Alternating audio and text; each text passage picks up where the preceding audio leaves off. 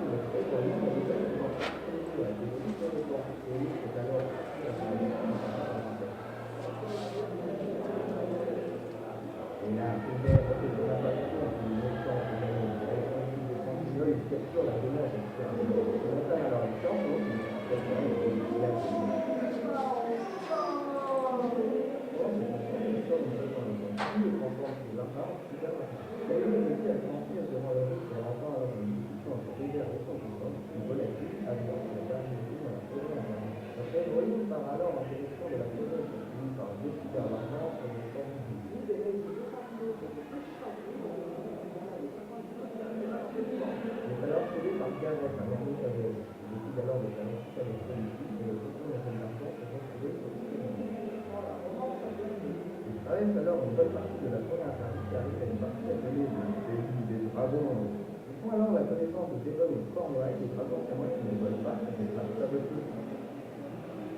Je vais chercher un autre dragon qui deux vols et ajouter et après se retrouver directement. Devon et Cornwall vont donner alors une liste de recherche d'expérience. On commence avec un voisin qui connaissait sur le mail en été quand enfant il a 15 la vie, c'est le dessin père de Kelly qui lui a permis de continuer à croire en son rêve et de devenir chevalier. Pendant ce temps, l'hiver prend des rêves à main nue pour montrer à quel point il est puissant. Alors que le héros a enfin trouvé la piste de on peut dire les attaques par contre des rêves et vraiment de Dieu, et même si ça me fait rire. Et c'est juste par reproduction la vie de la vie par l'œuvre de Pierre qui lui disait dans le bon vent. Désormais en route, la ferme de afin de rendre les dynamiques pour sa santé et pour le roi, puis, Pierre reste à la bête finalement dans le terrain à Paris, et faire de nouveau. Ils ont fait mieux pour le pays seul. Et il devait arriver à Bouna, à l'hiver de l'impression théorie, à l'impression de la main et de l'antagoniste met alors son plan diabolique à exécution et comme un stratagème quand il sera de soi. L'invasion commence alors. Kaelin était attaqué par le cochon et il était sauvé par Mireille ainsi que Davon et Cornwall qui eux, mettant la porte en ligne, désormais accusés. Ruben est quant à lui en train de défoncer la gueule de Warfare dans le stade de la table ronde. Le syndrome renverse alors pour la situation.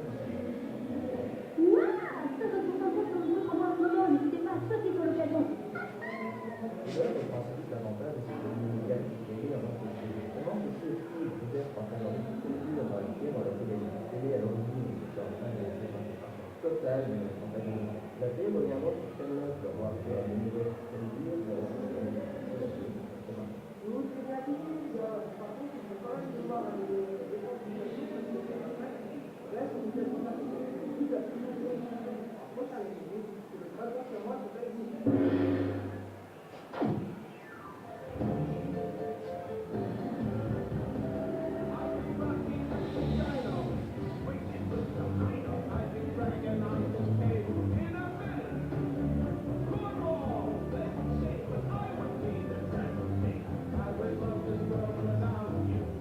Alors, déjà, premièrement, excusez-moi pour le son, si vous n'avez pas trop bien entendu, il n'y a pas de bouton pour amplifier le volume de l'ordinateur, ce qui manque réellement sur cette enceinte.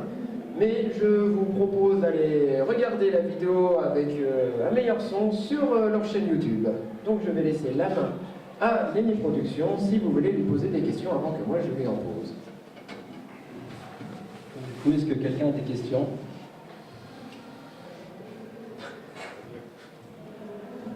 Eh ben oui, moi j'en ai, du coup. Super. Voilà. Alors, Lenny Productions. Pourquoi Lenny Productions? Eh bien, en fait, il faut savoir que moi et mon camarade, on se connaît depuis à peu près 10 ans. Donc, on avait à peu près 10 ans, puisqu'on a quasiment 20 ans. Et il faut savoir qu'à cet âge-là, on a pas mal de délires un peu bizarres. Et c'est vrai qu'on se rendait compte qu'on avait un peu un humour assez particulier par rapport aux autres, on était peut-être différents, je sais pas, du coup on a fait un espèce de parallèle aux gens qui lignent qui sont sur internet, on s'est dit, il y a peut-être les Lini, voilà, donc on est parti sur ce délire-là, on s'est appelé Lini Productions. Ah ben on est content que ce soit Lenny Productions, du coup, voilà, ça marche bien. Mais voilà, on voit que vous êtes deux à faire des vidéos, donc il y a certaines vidéos où vous êtes à deux, des fois vous êtes individuellement, chacun présente un sujet l'un après l'autre. Mais pourquoi avez-vous décidé de faire des vidéos à deux et pas individuellement chacun de son côté? En fait, on essaye de... Depuis 10 ans, on est tout le temps ensemble, en fait, on a les mêmes délires, les mêmes passions, l'audiovisuel, le cinéma, les séries, l'animation japonaise. Donc on va dire qu'on se comprend, donc autant faire ça à deux, on s'amuse plus, surtout sur les tournages. Être seul, c'est parfois assez difficile, on a du mal à se motiver, alors qu'être à deux, on est toujours porté à... Enfin, on est motivé, quoi, et c'est toujours plus sympa à deux, je pense. D'accord, oui, en effet, c'est sûr que niveau motivation, c'est sûr que ça booste et ça aide à travailler. C'est ça. Mais voilà, donc, comme vous êtes à deux, comment répartissez-vous votre temps de travail, l'organisation? Il y en a qui fait quoi dans le lot lors d'un projet? Comment ça se passe? Bah, en fait, ça dépend, parce qu'il faut savoir qu'on est des étudiants, donc on essaye de se départager les tâches en fonction de qui a quoi en rapport à ses études. Donc avant, on faisait des vidéos ensemble tous les deux, mais maintenant c'est plus possible, parce que généralement, il y en a un qui va avoir un gros projet étudiant. Généralement, l'autre va avoir du temps libre pour faire une vidéo. Donc maintenant, ce qu'on fait, c'est que chacun fait une vidéo de son côté. Par exemple, on peut parler d'écriture. Imaginons que moi, je fais le scénario, mais je vais lui montrer après pour qu'il y ait validation. Et ensuite, on essaye de se capter pour les tournages. Et en gros, on fait jamais trop rien sans avoir la validation de l'autre, en fait.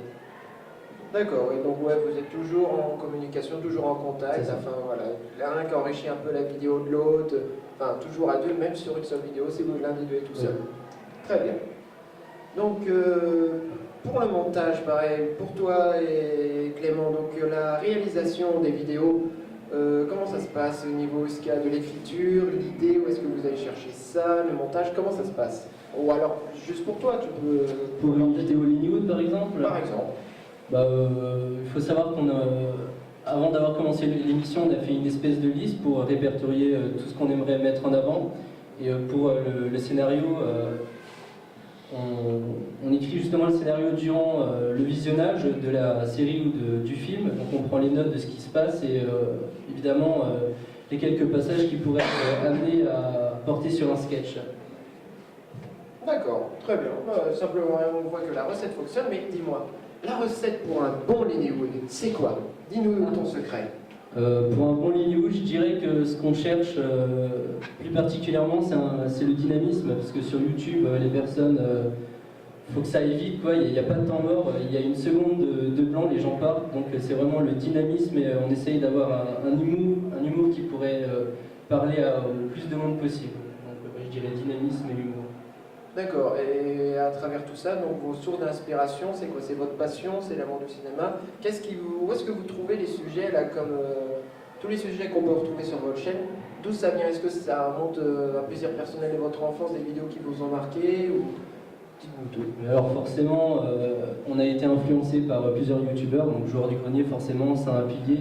D'autres youtubeurs qui sont connus, Cyprien, des choses comme ça, forcément. Et aussi... on a été motivés par des films qu'on a vus durant notre enfance, plus tard, qui nous ont inspirés, on va dire. Donc forcément, ça nous emmène vers tout ça, quoi. Ça nous influe forcément. Eh bien, très bien.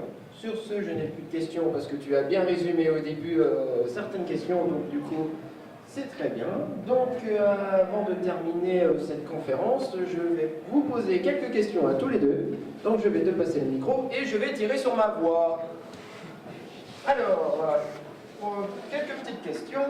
Alors, premièrement, que pensez-vous des vidéos putaclic? Ah, sujet d'actualité. Bah ça existe, quoi, mais si on peut éviter d'en faire, c'est bien.